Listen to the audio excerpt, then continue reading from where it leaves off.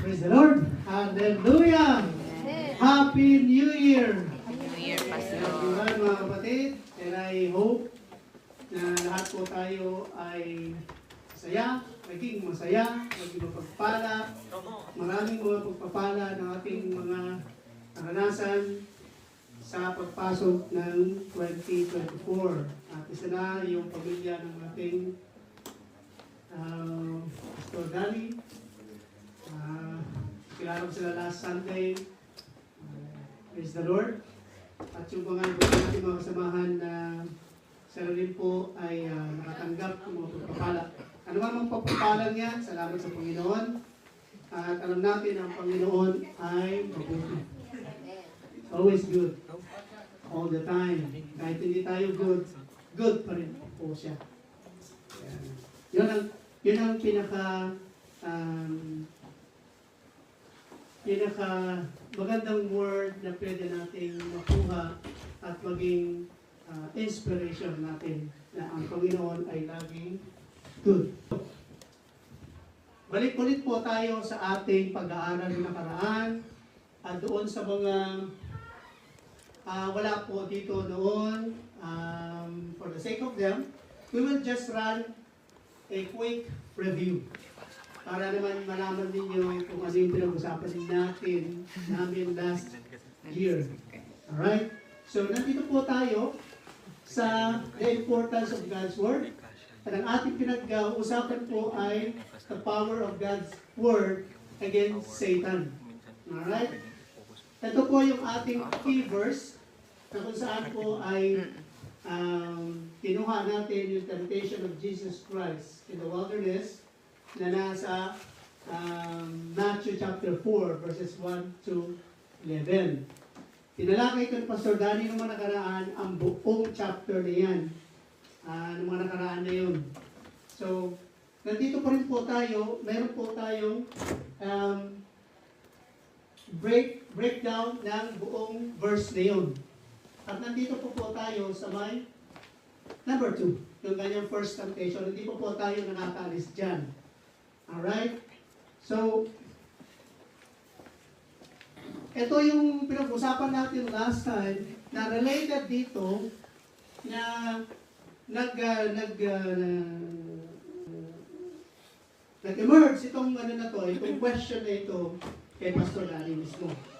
Bakit ang ating Panginoong Yesus ay dadaan pa sa temptation? Diyos na siya. Di ba? So, ito po yung yung quick natin review. Alright. So, bakit siya kailangan dadaan sa pagsubok? Kasi, for the reason na ang Panginoon ay meron po siyang tatlong persona.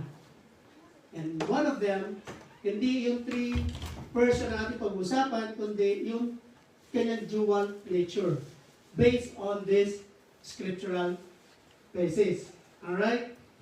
So, makikita natin na saan natin matatagpuan yung versikulo na yan na magsasabi na ang Panginoon nga ay meron po siyang dual nature. Ayan po siya. So, John chapter 1 verses 1 to 14, kung meron kayong Bible, makikita nyo yung buong istorya niya dyan, na sinasabi po niya dyan, na ang Panginoon daw ay siya yung salita at siya rin ang Diyos at siya ay naging tao. So very explicit po yan na sinabi ng Scripture. Walang, kung sa ibang mga pananampalataya at sa ibang mga churches, ito po ay laging debate. Pero sa atin na nag-aaral ngayon, mahalaga po kasi natin malaman dito tungkol sa ating kaligtasan. Kasi without learning this, madali po tayong maligaw. Alright? So, meron po number 1 dyan sa scriptural basis na sinabi ko nga po kanina, mga binamahal. Ang number 2 po ay napaka-importante po ito sa ating salvation.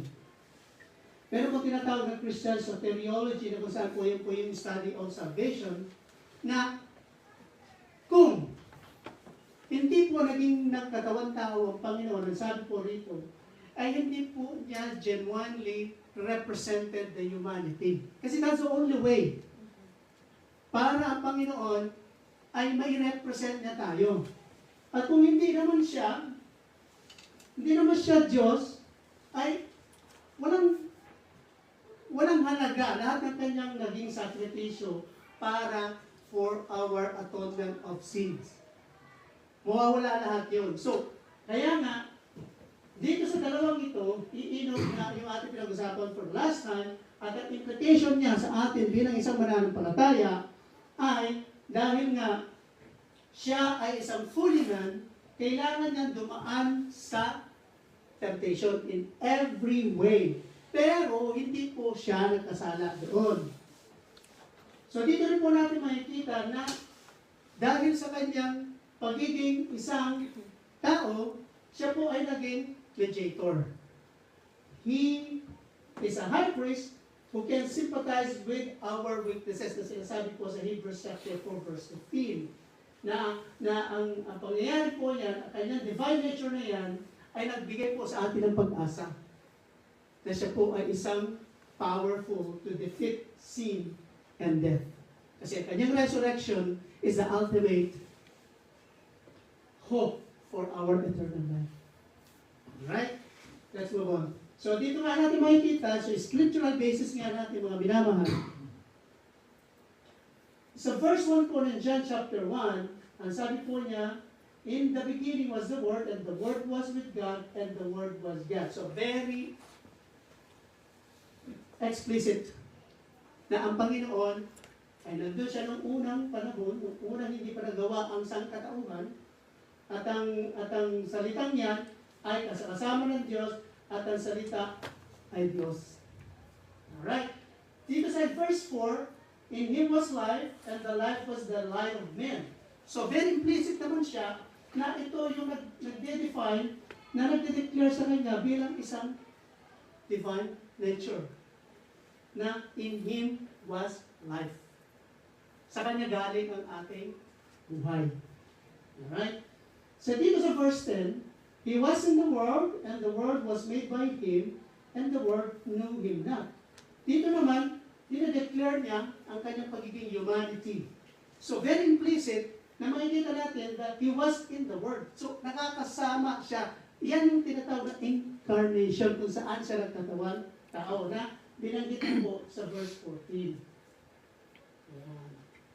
So makikita natin dito sa scriptural basis na yan na meron siyang dalawang nature. Kaya rin sabi ko po kanina mga minamahal, napakahalaga po ito natin malaman ang doktrinang ito. Bakit? Kasi nga, kung hindi nga siya, kagaya na sabi natin kanina, kung hindi siya nagkatawang tao, sino ang magiging Savior natin? Kung hindi sa Diyos na may power to take away the sin of the world, sino? Sino ang pwede magbayad ng ating mga kasalanan? Wala nang iba ko dyan, Panginoon. At yan ang sinasabi sa John chapter 1 verse 29, at ito sinasabi sa Hebrews chapter 4, chapter 2 verses 40 to 17, na kung saan, He also Himself likewise took part of the same. Siya ay nakipag-partake. Siya ay dumaan sa pagiging isang tao para maranasan niya kung ano nararanasan natin. Kasi there's no other way for Him to represent us other than to become a fully human. Nung naging human siya, of course, nagutom siya, nagalit. And all of those temptation na nangyari ay hindi po siya nagkasala. So dito po sa doktrina ng soteriology, yung kung saan po yung ating kaligtasan na sinasabi natin, meron pong dalawa na mahalaga po natin, kailangan natin malaman na sinasabi po natin kanina na siya po ay fully human to represent humanity and fully God to conquer sin and death. Ang pangalawa po, ang kanyang purpose of death. Ano yung kanyang purpose kung bakit namatay siya sa ating mga kasalanan? Simple, because dito nga sabi niya, He is the only one who will or can take the sins of the world. So makikita natin dito na because Jesus as the Lamb of God It's emphasized that it is the ultimate sacrifice for humanity's sin. Next. Dito makikita natin sa John chapter 1 verse 29 yan, sinasabi natin kanina mga minamahal, it underlines the scope of Jesus' redemptive work. He's not merely a savior for a specific group, but his sacrifice benefits the entire world. Namatay siya, di ba yun ang sabi sa John 3:16? Di ba? Na for God so loved the world. So yung word na yun ay ansang katauhan. That whoever believes, only those who believe. So kung hindi ka nanampalataya doon, hindi ka naniwala doon, then you not belong to that. You're not going to be saved. So dito rin sa pangalawa, because He is a mediator, He not only offered the sacrifice, kundi isa po siyang perfect atonement for sins. Dahil isa po siyang walang sala. He never sinned in any way na siya po ay natempt sa wilderness. So ano implication sa atin na minamahal? Dahil po siya ay fully human, yet without sin, siya yung ating high priest, alam niya ang ating weaknesses. Alam niya. Kaya He is the perfect Lamb of God na pwedeng ialay para sa ating mga kasalanan. Kasi kung ano yung nararamdaman natin ngayon, yun din ang nararamdaman niya ng panahon na yan na siya nagkatawang tao. Pinag-aralan din natin last time yung tinatawag na hypostatic union, yun nga yung dual nature niya. Yan din yung isa pang katawagan, hypostatic union. Yung concept na yan din yung tinatawag na He is a divine and He is a human at the same time. Okay? At yan ay, it is a pivotal role when discussing His temptation and fasting in the wilderness.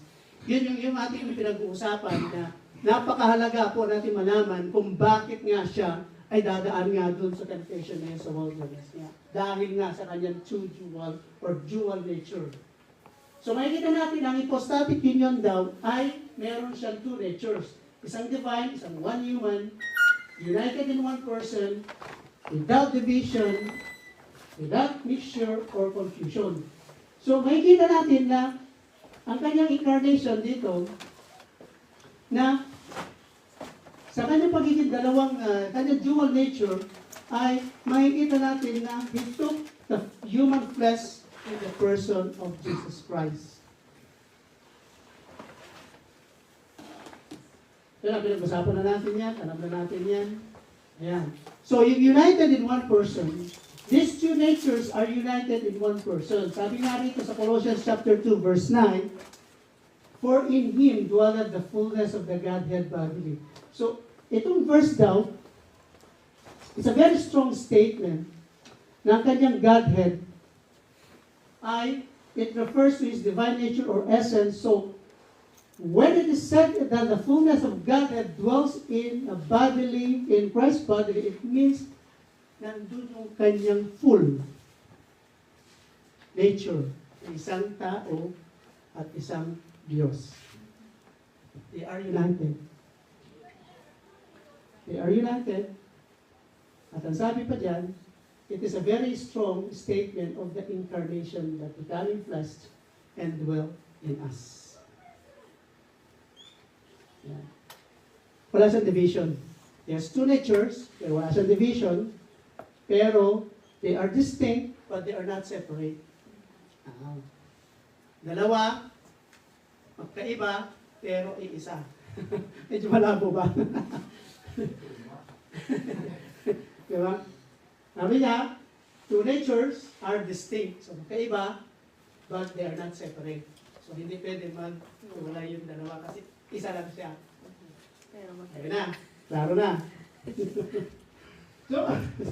so, sinabi po niya dyan sa John chapter 2, verse 19, mga minamahal, na gumamit siya ng metaphorical na kung sinasabi po niya dyan na destroy this temple and in 3 days I will raise up. So, ito, ginamit niya para ihalin tulad niya na yung temple na yan, ang kanyang body, alright, na pagkatapos ng 3 days, siya po ang mabubuhay ulit.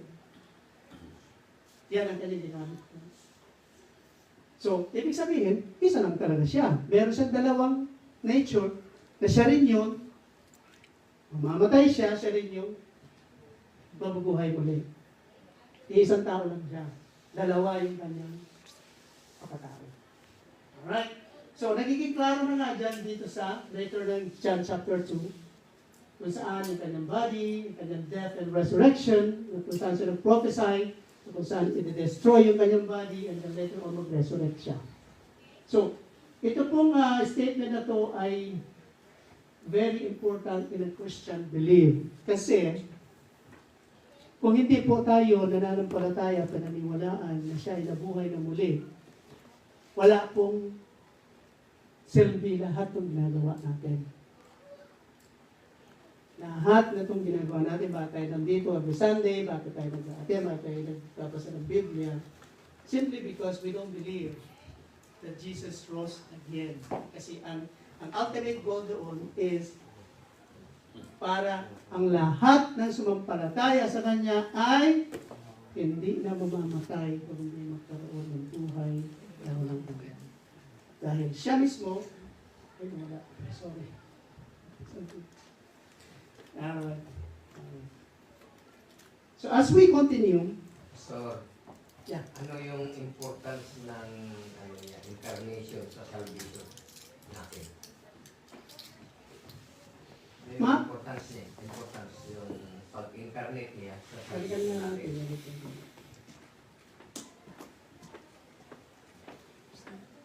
Ayan. Ang importante po kasi doon, ang sinasabi po rito, ay mahalaga na kailangan may presenta po niya bilang isang human form without sin para ang kanyang ultimate objective doon is to conquer sin and death. So yung implication na tinatanong ni Pastor, ayan.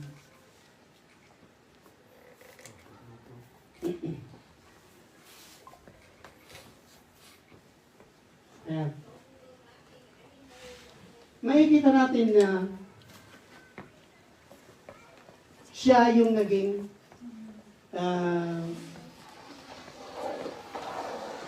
offering, sin offering. Siya yung naging sin offering on behalf of us. Because by nature, tayo po ay makasalanan.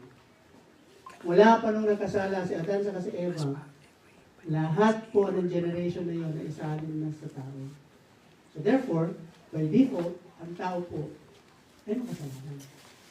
So the only way to save us from that, there should be someone to be offered. There should be someone, a blameless, sinless offering. Kasi ginagawa ng mga Old Testament time is, may mga high priest nga na tinatawag doon na kung saan ka lang makakalapit doon, saan ka pwede mag-offer ng mga blameless, ng mga ano na yung animal na yun? Karnero. Karnero, yeah. So by that way, ano lang, parang na ano lang siya, napo-cover lang ang mga kasalanan. Ang panahon na yun. Hanggang sa dumating na nga itong pagkakataon na ito, He is the sin offering for all. Siya na yung pinadala ng Panginoon para tayo ay maligtas. Kasi there's no other way. Yan din yung pinag-usapan natin no Isaiah chapter 9 verse 6 last December 31. He is called Wonderful. Yeah? He is called Everlasting God. Siya yan. He is the God who became flesh para maabot niya tayo, para siya mismo ang gagawa nun para lahat ng mga tao na yan na hindi pa tumanggap, hindi pa nakakilala, hindi pa kilala ang ating Panginoong Jesucristo, eto na po yung kasagutan. Thank you. Para mas maging maliwanag, nagdalang ko lang sa namin ni Pastor. Sister Kate, Pastor. Sister Kate, yan mo yung Hebrew chapter 4, verse 14 to 15. Nandiyan yan. Ano mo lang, i-flash mo lang para maintindihan natin yung pinag-aralan natin sa Bible. Dahil dalawa ito, mga kapatid, si Jesus, He came to be an offering. Tama yung sinabi ni Pastor. Si Jesus na mismo, siya na yung nagiging offering. Ano ba yung offering? Yun yung hain na ginagawa ng mga tao sa daang tipan. Lumang tipan pala, sa Tagalog, ano? Ilocano?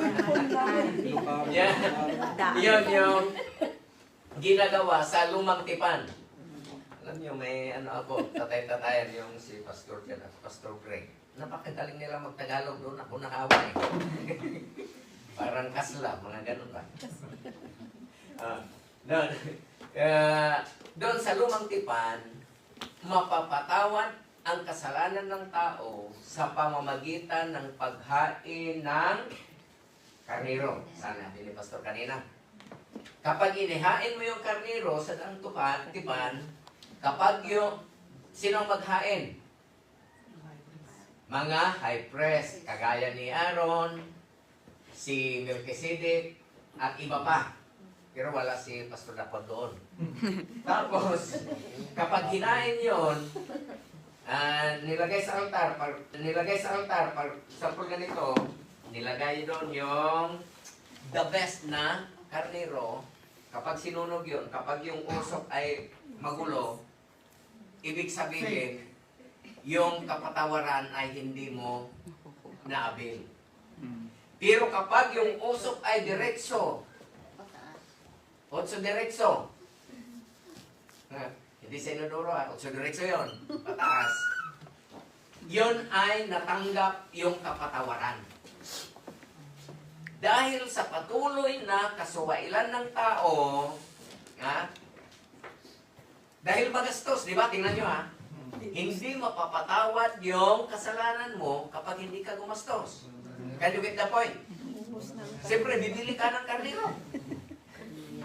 At yung karniro na yun, the best. Perfect.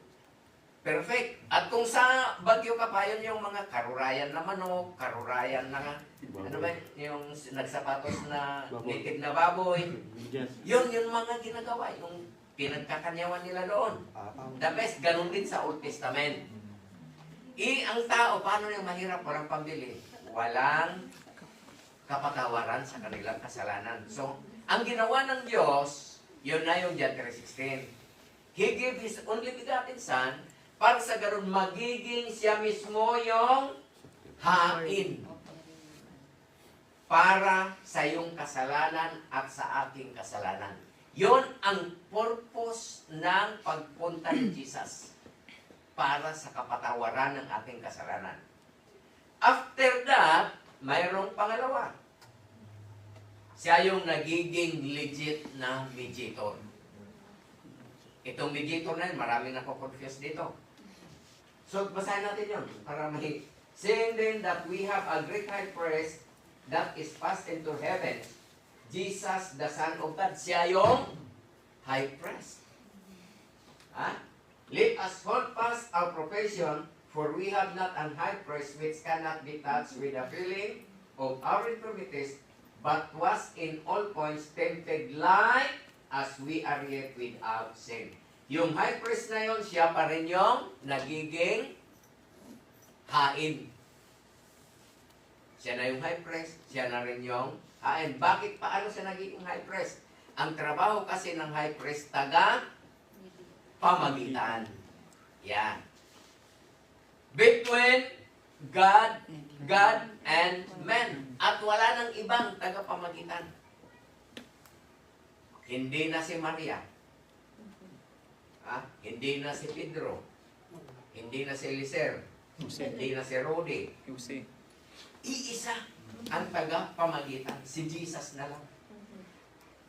Dapat maintindihan natin na there is only one hain, that is Jesus. And there is only one mediator, that is Jesus. 1 Timothy 2:5. Tingnan nga natin yun. And 6. Tingnan natin yun. Para mapatunayan na hindi na kailangan yung ibang tagapamagitan. Hanan nga ni Apopadi, hanan nga ni Pastor. Directly, our Lord Jesus. Anong sabi diyan? For, basahin na natin. For, one God, one mediator, between God and man. The man, Christ Jesus, who gave himself a ransom for all to be testified in due time. Ngayon, sorry, galing din ako diyan. Nasaan si Maria diyan? Wala. Tingnan nyo, nasaan si Maria diyan? Wala. There is only one God and one mediator, who is Christ Jesus. Kaya huwag kayong masasaktan na yung mga kagaya kong galing sa Katolik, dahil Katolik din ako. Dahil ang ibig sabihin ng Katolik ay international belief about God. Iba yung Roman Catholic at saka yung Catholic. Sana maintindihan nyo yun. Yung Roman Catholic, yun yung sa Roma. Vatican. Yung Catholic, that is, nasalita, yan yung international belief about God. Kaya lahat tayo ay Catholic. Can you understand now? We are all Catholic when it comes to belief about our salvation. So, let us go back there. Pastor, kailangan pa bang iba na mag-mediate sa atin? Depende sa kanilang Pananampalataya. tutunan, Oh, depende sa kanilang natanggap na katuruan. katuruan, depende kung sino sa kanila ang nagturo. Kaya dito sa atin, tinuturo natin kung ano lang ang sinasabi. Because at the end of the day, the Bible is the only authorized. It is the final authority to say so regarding our belief. Okay, so, thank you, Pastor. So, maliwanag yan ha. There is only one God and one mediator who is Jesus Christ. Ibig sabihin, hindi na po natin dagdagan. No need to add the word of God. No need to add another mediator. Dahil ako noon sabi ko, Santa Maria of Nota de Gracia, Amen. Sabay ko man. Kung ano ba tayo dyan, sabay ko. Adamot sumumbat. Haan tayo nga uyawon di dyan, gaputan naggapu tayo dyan, naggapu aki dyan. Galing ako doon. But until such time that God opened my mind and hearts to understand the Word of God, now I found out the truth, the veracity of the Word of God, that there is only one mediator. Mediator noon, ngayon, at sa hinaharap, si Jesus Christ mediator pa rin. Wala si Maria dyan, wala si Juan dyan, wala si Pedro dyan, walang sino mang mediator. John chapter 14, tingnan natin kung anong ginagawa ni Jesus ngayon. Ha?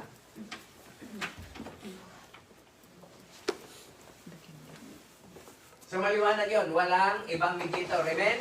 Amen. So, huwag na tayong, itinuturo natin ang salita ng Diyos. Let not your heart, ikaw man says, hindi makover na nga versikulo, no, tuloy-tuloy. Okay. Dahil importante ito dahil soteriology, nasa soteriology tayo, at ang soteriology na yan, yung kaparaanan na para tayo ay maligtas. Let not your heart be troubled. Sabi diyan, ye believe in God, believe also in me. So that is Jesus Christ. In my Father's house are many mansions. If it were not so, I would have told you, I go to prepare a place for you. So, yun po yung salita ni Jesus bago siya maihang sa cross ng Kalbaryo. Ang sabi niya, pupunta ako doon para ipaghanda ko kayo ng lugar para sa inyo. And if we're not so, I would have told you, I go to prepare a place for you. And if I go and prepare a place for you, I will come again and receive you unto myself, that where I am, there ye may be also. Maliwanag. Nandun na siya ngayon. Pero babalik siya. Kailan siya babalik? Yun ang tanong. Sige man, no? Matandaan nyo. Kailan siya babalik? Before the tribulation or after the tribulation? Anytime, pero may nakasulat. Matthew chapter 24 verse 31. Tingnan natin, pagbalik niya, yan ay mga ano yan, cross-reference para maintindihan natin. Ang sabi? Matthew 24 verse 31.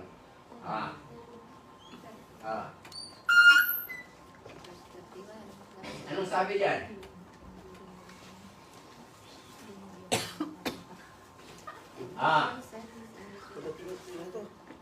And he shall send his angels with a great sound of trumpet, and they shall gather together his elect from the four winds, from one end of heaven to the other.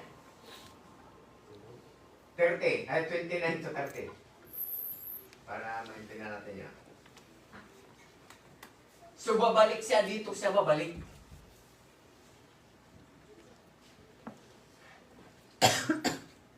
Immediately, yan, ito yung sinasabi ko noon at sasabihin ko pa rin ngayon. Hindi ko sasabihin na, sinasabi ng Biblia pala. Ang sabi niya, immediately after the tribulation, Sister Marian, maliwanag ba? After the tribulation, of those days shall the sun be darkened, and the moon shall not give her light, and the stars shall fall from heaven, and the powers of heaven shall be shaken. And then shall appear, tingnan natin, the Son of Man. Yan yung sinasabi ni Jesus doon sa chapter 14, nandyan kanina, na pagbalik niya, after the tribulation.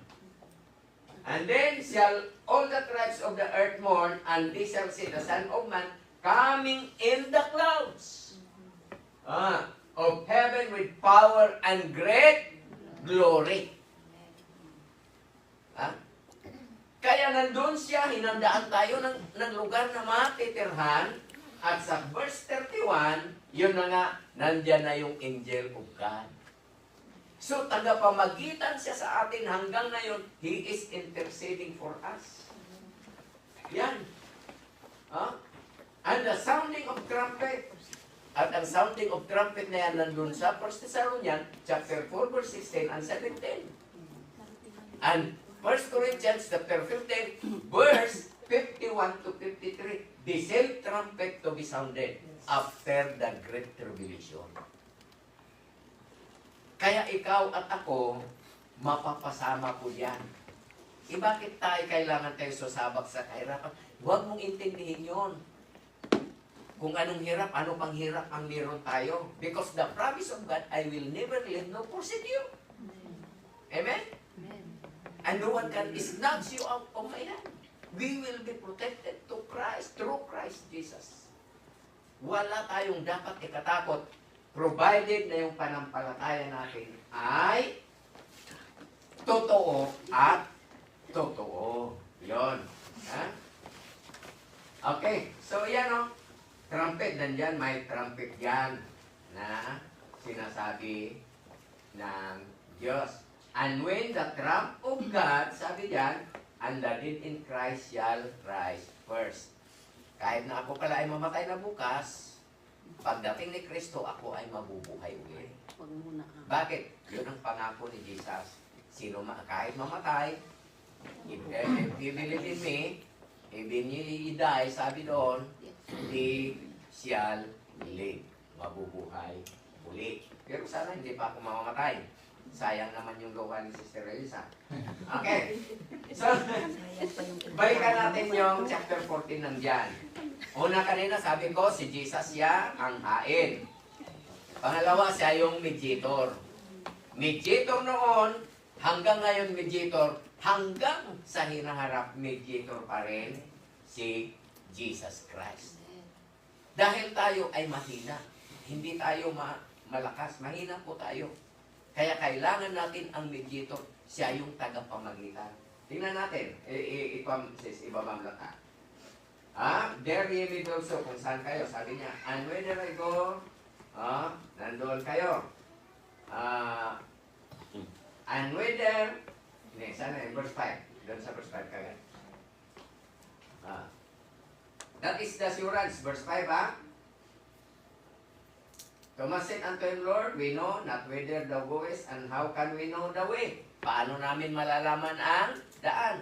Ito yung pinakabubo, sabi nila, na hindi naman bubo, yung pinakamahina ang pangunawa na disipulo ni Jesus Christ. Dahil personal na, harap-harapan na sinasabi, diyan hindi pa rin siya nakakaintindi. Paano? Marami siyang question.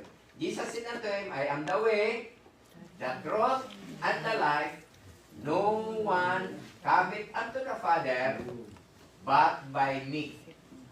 So, hindi po kay Maria, hindi po sa ibang tao, si Jesus Christ lamang po. If ye have known me, ye should have known my Father also, and from henceforth ye know him and have seen him. Kaya pag nakita natin si Jesus, nakilala natin si Jesus, nakilala na rin natin si God the Father. Say, tuloy mo lang, sis. Dahil importante yan. Ayan. Philip said unto him, Lord, show us the Father, and each of us said us. Kaya parang they will be contented. Kontento sila. Jesus said unto him, have I been so long time with you? Nagtabot kayo magtin kung nasa ulo ng Jesus. Napakahinan yung ang pangunawa nyo. Napakatagal ko na sa inyo. So long time with you, and yet hast thou not known me? Philip? Mary? Esther? Hindi nyo ako nakilala? He that hath seen me hath seen the Father. And how sayest thou then, show us the Father. So that is the sinasabi ni Jesus. Pastor kanina na yung unity between the Father and the Son. Kapag nakita mo si Jesus, nandun na rin si Father. So, believest thou not that I am the Father, and the Father in me, the words that I speak unto you, I speak not of myself, but the Father that dwelleth in me, he doeth the works. Believe me, and I am in the Father, and the Father in me, or else believe me, for the very works sake. So, diyan po natin makikita na only Jesus, the only way to eternal life is Jesus. The only way to eternal life is Jesus. Wala na pong iba.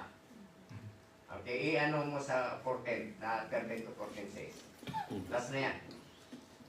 Baka maagawan ko si Pastor. Ng time.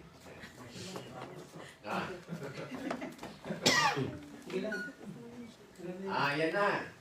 And whatsoever ye ask in my name, that will I do, that the Father may be glorified in the Son. If ye shall ask anything in my name, I will do it. Dahil siya yung tagapamagitan. Kaya kung ano yung mithi ng puso mo, noong 2013, na nakuha mo na.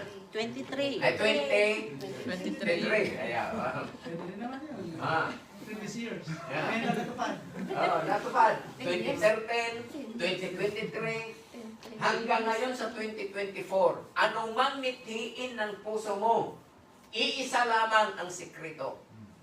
You can have it. Garantiya yan, sinabi ni Jesus Christ. Dahil siya ang susi ng ating lahat ng dream sa buhay. Kaya Sister Michelle, dalawang Michelle dito. Sister Michelle, nakuha mo na, di ba? Ay, nagabay na pa ikintin. Na? Medium and large. Ay, ang nice yun. But both beautiful. So, if you have the desire, just go to Jesus. No other mediator. Huwag na kayo kung ano-ano pang mediator dyan. Directly to Jesus. Amen. Amen. Radiator daw. Answer yung ano natin sa 2023, mas marami pang gagawin ni Jesus. Sa 2024, provided na makuha natin yung tamang formula. Okay. Thank you, Pastor. Sorry for... Amen. Praise the Lord. Napakaganda ng explanation tungkol na sa ating kaligtasan. So, yun. Sige, gusto mo. Ako, okay naman, punta naman tayo sa practical. Okay. I heard that you said, Jesus is blameless, sinless. Mhm. No. Kapatid, narinig natin yan, ma'am. Now, in the book of Gospel, there was a time that Jesus get angry. Now, Nagalit siya. nagalit siya. Mm. Mga kapatid, nagalit siya. So, pag nagalit ba ako, still I'm blameless? Oo nga naman. Kailang magalit, huwag lang Come on, magkasala. come on guys. Bilabay. Kung nagalit ba ako, I'm still blameless. Oh, Depende kung nakasakit ka. Sister Generous. Sige, tumayo ka. Okay lang magalit, huwag lang magkasala. Oh. So, yun yung sasagutin natin. So, it's okay to na magalit. Yeah, depende. Kasi, nakita natin, when Jesus get angered, talagang yung mga table, binaliktad niya. Tinuba niya. Now, ako, pagdating ko sa Bible, magulo yung nadatnan ko, pwede ko bang gawin din yun? Ha? Pwede ba? Halimbawa, yung anak ko, yung suot niya, nandun pa rin sa may upuan, nakita ko. Tapos kinuha ko, tapos tinapon ko. Nagalit ako dahil dun sa bagay na yan. Blameless pa rin ba ako? Now, my question dito, Pastor, is, I believe that Jesus is blameless. Kasi hindi naman siya makakapunta doon kung mayroong sin. Now, in practical way, sa atin bilang mga Kristiyano, I know that sometimes nagagalit din tayo. Aminin natin yun. Yeah, there are so many times that nagagalit tayo. Now, paano ba magalit na hindi makakasala? Yun yung tanong na yan. Paano ba magalit na hindi makakasala? So, may mga experience pa tayo na gano'n, na nagagalit tayo, pero kasi yung mga taga-Ilumilo, nagagalit kasi Malambing pa rin. ganun pang yung salita. Yung salita nila, parang may iba pa rin, malumanin pa rin, pero sa atin, iba. Now, ang tanong ko sa ating mga Kristiyano, pag nagagalit ba tayo, masasabi ba natin na hindi tayo nagkakasala? Yun yung tanong ko ngayon, Pastor.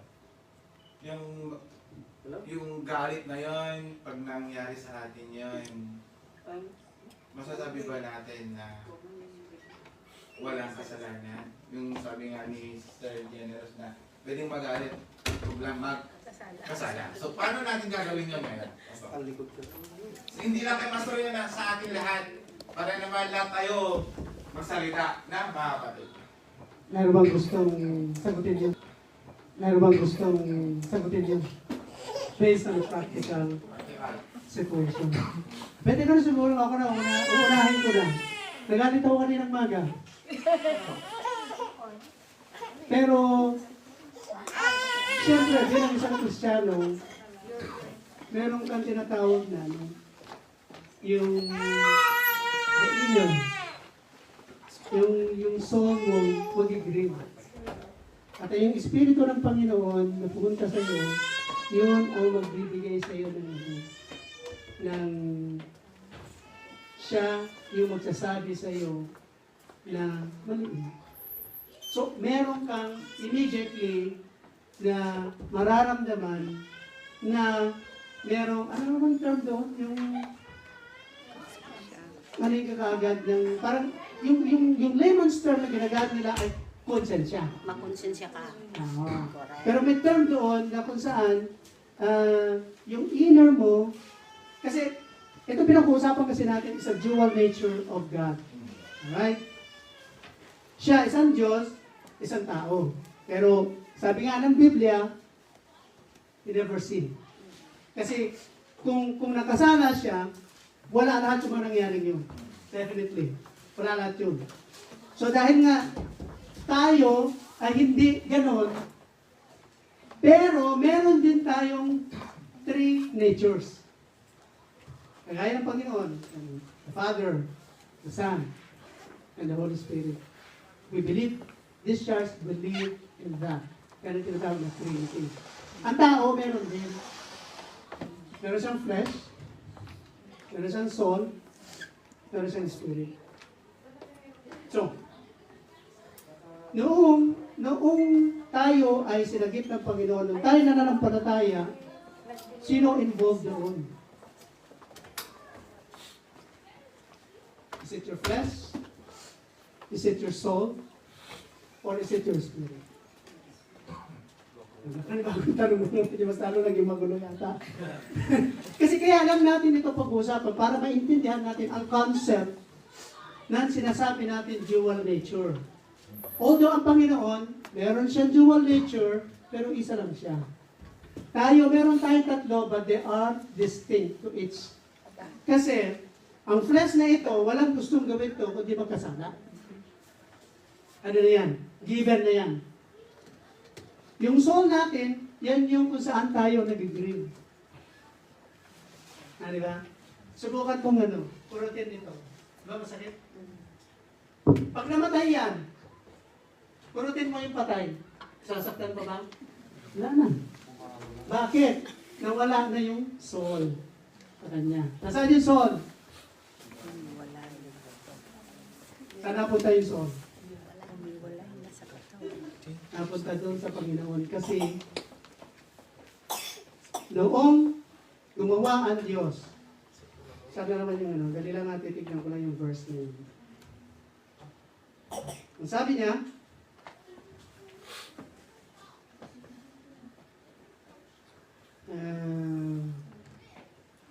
ito, our soul is reflected in our personality. So, kung nalulungkot ka pala, hindi yung ikaw, yung inner mo. Kasi yung soul na yun, siya yung nag-grieve, siya yung nasasaktan. Kaya nga, magtataka kayo kung bakit laging sinasabi pag meron nagagalit, yung pinaka-extreme na galit, wala kang puso. Di ba? Yan ang laging sinasabi. Bakit? Kasi ang puso ang sumasalamin sa pagkatao natin. Sino yung pagkatao na yun? Is it the flesh? No. It is your soul. Because the soul is the mirror of yourself. Yan yung binuhay ng Panginoon. Because, ang sabi dito, ay nahanap ko lang yung verse na yun, saglit lang. Sa Genesis chapter 2, verse 7, at ito yung reference kung bakit natin nasasabi. Yan. Genesis chapter 2, verse 7. And the Lord God formed man of the dust of the ground. Yan yung flesh natin. And breathed into his nostrils the breath of life. And the man became a living soul. Hindi niya sinabi dyan, and he became the flesh. Hindi. Di ba? Maliwanag, di ba? Hindi niya sinabi na ginawa tayo ng Diyos and we became a flesh. Dahil ang flesh na ito, pag namatay tayo, saan siya babalik? Doon din sa pinanggalingan sa dust. Ayan. So, meron tayong tatlong nature. One is the flesh, one is the soul, and one is the spirit. So, yung spirit na yun belongs to the Lord. Ang maniligtas sa panahon na yan, pag mamatay tayo o kaya tumanggap tayo na nampalataya sa Panginoong Kristo, it is the soul who will go to heaven. Yung spirit na yun, pag-aari ng Panginoon yun. It is the soul. Kaya nga, maraming beses binanggit ang Biblia tungkol sa soul. Kasi he refers to a personality of a certain people, or a certain man, or a woman. So, gano'n na nangyari. Kaya, kung nagkakasala tayo, balik tayo sa tanong ni Pastor. Kung nagalit ba ako kaninang umaga, blameless pa rin ba ako? Diba? Yan ang tanong niya kanina eh. Ikaw lang makakasagot niyan. Hindi ko alam ano pagkatao nyo. Hindi nyo rin alam ano pagkatao ko. Hindi nyo alam na nagalit ako kaninang umaga. Sinabi mo lang. Nagalit ako, I know that it is not right. At ako ay ano tawag doon? Konsensya. Na konsensya. Sino yung nagbigay sa akin ng konsensya na yun?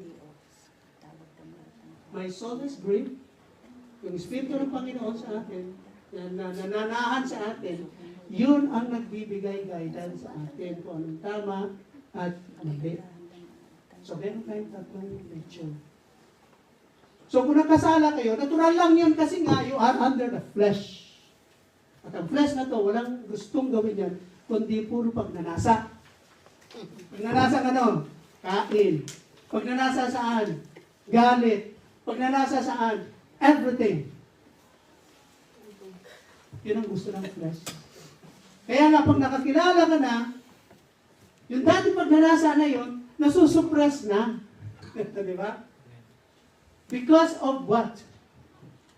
Because of the Spirit of God na nagtuturo sa atin. Di ba sabi ng Panginoon, I will leave you my Spirit. Because He is the one who is going to teach you in all things. Tuturuan niya tayo. Kaya pag nananalangin tayo, Lord, let your Spirit dwells in us. Bakit natin hinihingi yan sa Panginoon? Kasi siya, yung third person na yun, na gumagana sa atin ngayon. Di ba? So, huwag tayong makonfuse sa three natures, sa Trinity ng Panginoon, dahil yung tatlo na yun, may naging function sila sa loob ng istorya ng Biblia. Noong unang panahon, ang God the Father nagkikipag-deal sa mga tao. Diba? Directly, nakikipag-usap ni Moses and the rest of the prophets. Pangalawa, Jesus Christ, nagkatawang tao nga, at siya nakipag-deal directly sa mga tao. Sa panahon natin ngayon, sino ka-deal natin? The Holy Spirit. The third person of Christ. Pareho sila, the Father, the Son, and the Holy Spirit. So, very important mga minamahal na malaman natin na kung balikan natin yung tanong ni Pastor, kasi hindi yun. Kasi, kung nagalit kayo tapos walang recourse, something is wrong. Wala pa sa inyo ang Espiritu ng Panginoon. That's still a question mark. Kaya napakahalaga ng ating pag-aaral ngayon na malaman natin na ang Panginoon naging sin offering para lahat ng sumampalataya sa Kanya dahil alam niya ang kahinaan natin dahil dinaanan niya yun. He is the mediator. Siya yung lagi nating hinihingan. Di ba? Pag nananalangin tayo, sabi natin, in Jesus' name. Bakit natin sinasabi yun? Di ba? Kasi siya yung mediator natin. Siya yung tagapamagitan from us to the Father. Para lahat ng mga hinihingi natin, siya yung nagme-mediate, siya yung nagkipag-usap sa Ama. Siya rin nagpe-pray para sa atin. At ang nagwo-work sa atin is the Holy Spirit. Para umayos tayo. Umayos ang ating pag-iisip. Umayos ang ating naturalesa. Pero, again, natural lang na magkasala at magalit ang tao. Pero kung yung galit na yun ay walang remorse, ay wala na lang sa kanila. Siya pa rin yung dati na yun. Whoever na ikaw yun, ikaw pa rin yun. So, extended na tayo ng 1 minute. Habol. Habol, dagdagan ko lang. Now, para masagot natin yung tanong, mga kapatid, kaya tinuro Santiago, labantayan natin ang ating dila. Right? Kasi pag nagalit tayo, unang-una, kung ano-anong lumalabas sa bunganga natin. Now, sabi ni Santiago, it's okay magalit tayo. But, be sure na yung makakarinig doon sa galit na yun, mayroong matututunan. Now, sabi ni Santiago dito mga kapatid, dito sa chapter 1 verse 19, you must understand this. Tayo yun. You must understand this, my beloved. Tayo yun mga kapatid. Sabi niya, let everyone be quick to listen. Dapat mabilis tayong makinig sa salita ng Panginoon. Mga kapatid. Slow to speak. Ay masyadong rapper, mga kapatid. And then, ito, pinamaganda. Slow to anger.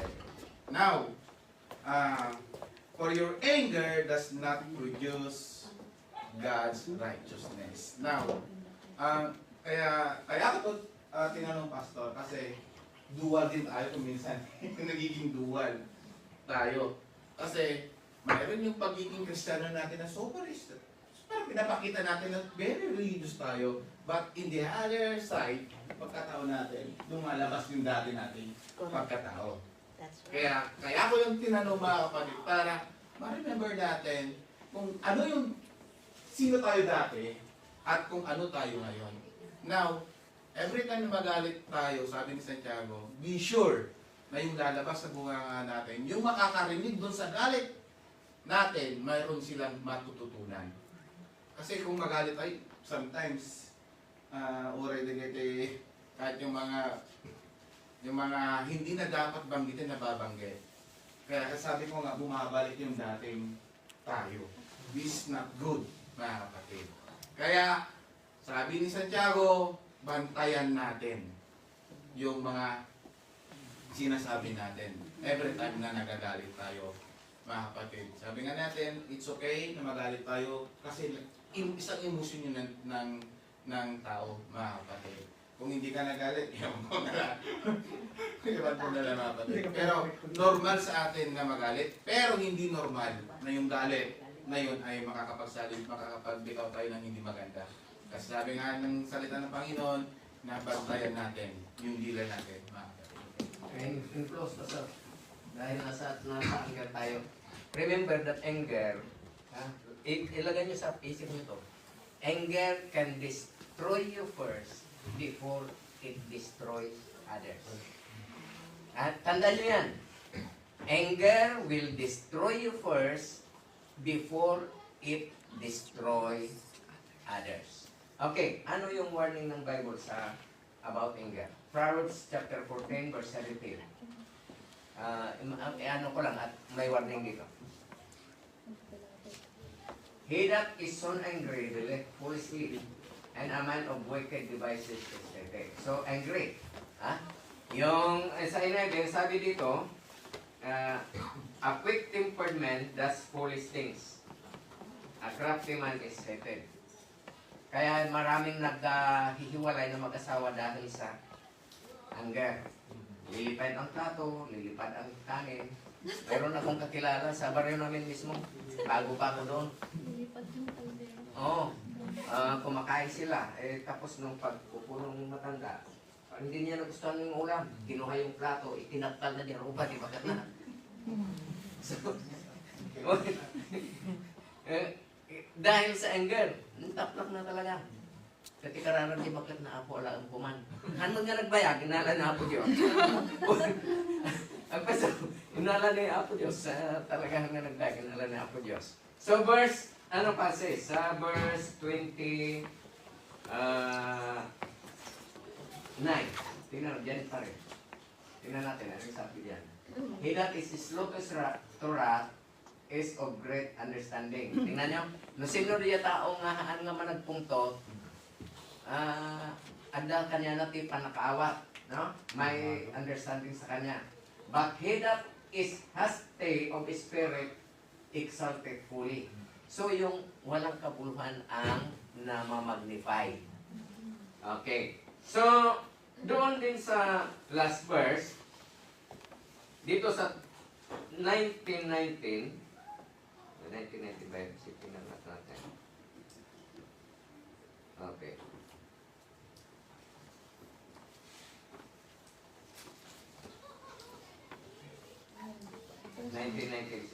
Yeah.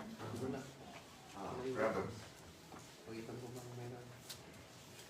Ano sabi doon? Person with great anger bears the penalty. If you rescue him, you will have to do it again. So tingnan mo dyan, yung tao na mapagpungtot, magalitin, ha? Inuulit-ulit niya yan. Yeah. At ang tao na paulit-ulit mo rin sinasaway. Oh. So, before it will destroy others, ikaw muna yung madi-destroy. 22 verse 29. Nandito ba sa Proverbs 8? Saan na ba yung warning dito kanina? Napakaganda warning.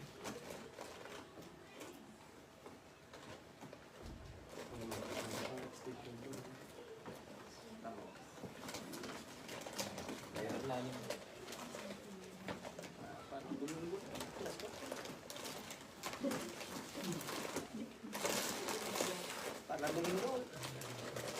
20 to 25.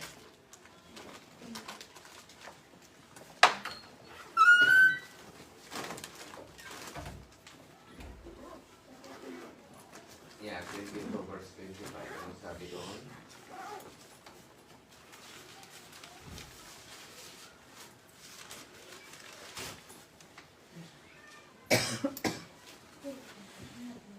Ah, 24 to 25 pala.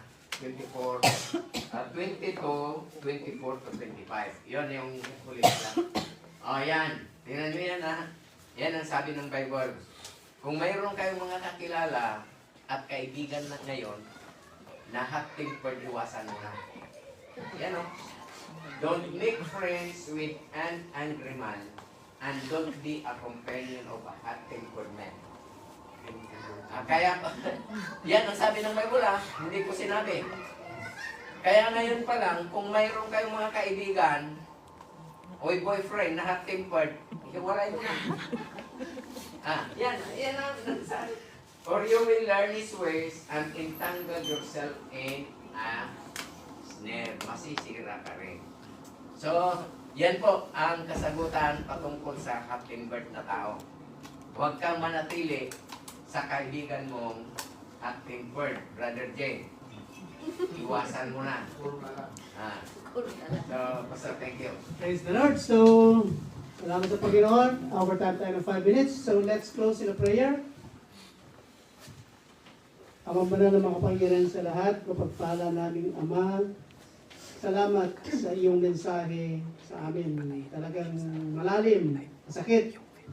Kasi po, nangusap po kayo sa iyong mga salita na tungkol po sa anger. At patawarin niyo po kami, Lord, kung mga panahon na lagi kami nagagalit.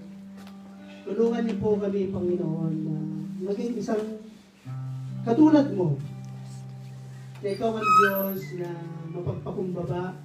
Ikaw ang Diyos na mapagpatawad, maunawain. Ikaw po, Panginoon, nagsabi, Panginoon, na kung nakikita ka namin, nakikita namin ang Ama. Help us, O Lord, na ma-attain po namin bilang isang tagasunod mo, Panginoon, ay maging katulad mo, Panginoon. Bagamat, Lord, na minsan may mga bagay na because of our flesh. Help us, O Lord, na ma-overcome po namin ang mga, hindi lang sa anger, Lord, any other sins na ginagawa po namin, ikaw lang ang nakakaalam, Panginoon. And I've said a while ago, Panginoon, hindi ko kilala ang aking mga kasamahan, mga kapatiran dito sa church nito, Panginoon. Lord, speak to their hearts. Speak to our hearts, O Lord. Let us know that we are always a sinner. And because of your mercy and your grace, kaya lang po kami, Panginoon, bumabangon, nagpapatuloy, at patuloy, Panginoon, na nananampalataya at kumakapit sa iyo, Panginoon, sapagkat ikaw lamang, Lord, ang pwedeng magpaunawa sa amin kung ano po ang tama at mali, Panginoon. Help us, O Lord. We pray for that, Lord, na hindi lang kami ang buong sambayanan ng mga anak mo na nandito, Panginoon. And I pray, Lord, kung sino pa sa kalagitnaan namin ang hindi pa tumatanggap sa iyo, Panginoon. Lord, speak to their hearts. Yung mga pinakita mo sa amin, Lord, mga bagay, Lord, na malaman namin na ikaw lamang, wala nang iba, you're the way, the truth, and the life. Na ang kailangan lang po namin, Lord, ay sumurrender sa iyo, Panginoon. Humingi ng kapatawaran sa aming mga kasalanan at sumunod po sa iyo, Panginoon. Help us. Kung sino man dito sa aming kalagitnaan, Lord, speak to their hearts na not tomorrow, but today. Right now, O Lord, because ikaw po nagsabi, salvation is now. This is the day of the salvation. Salamat po, Lord. And may we continue, Lord, to give you the honor and praises. Glory, O Lord. Salamat, Lord, sa salvation na binigay niyo po sa amin. Salamat, Panginoon, sa iyong anak na Yesu Cristo, na siya po yung pinadala mo upang ang lahat ng manampalataya sa Kanya hindi na kailangan mamamatay, kundi magkaroon ng buhay na walang hanggan, Panginoon. Salamat, Lord. Salamat sa salvation na yan. Salamat, Lord, for your Son, Jesus Christ, na ibinigay niyo po sa amin. Salamat po, Lord, sa pagkakataon ito, Lord, na malaman namin ang iyong kabutihan sa amin. In Jesus' name, Amen.